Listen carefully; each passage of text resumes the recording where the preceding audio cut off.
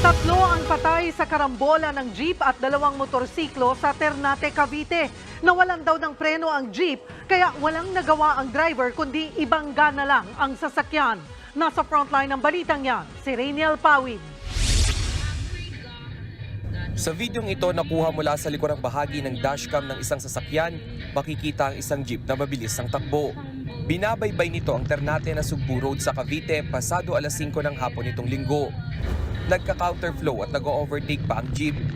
Kita ring nagpagewang-gewang pa ito.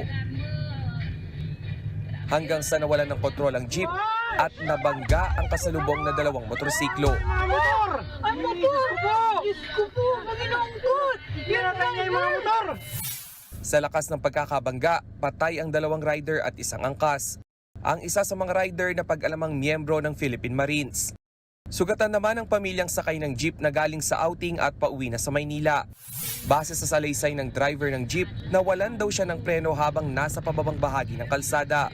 Normal silang nakaakyat. Normal po yung driving niya. Alas pababa na sila papatag. Nagkaroon na ng problema. Mechanical po talagang brake na walang. Ayon po sa driver na walang po ng brake. Ayon pa raw sa driver, maayos naman ang kondisyon ng sasakyan bago sila umalis. Pero na magkaaberya, wala na raw siyang nagawa kundi ibangga ang sasakyan.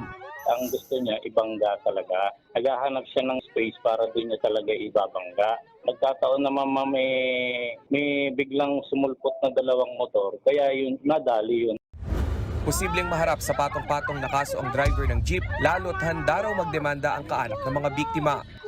Nagbabalita mula sa Frontline, Rainiel Pawid, News 5. Mga kapatid, Cheryl Cosim po, huwag maging huli at maging una sa lahat sa balitaan.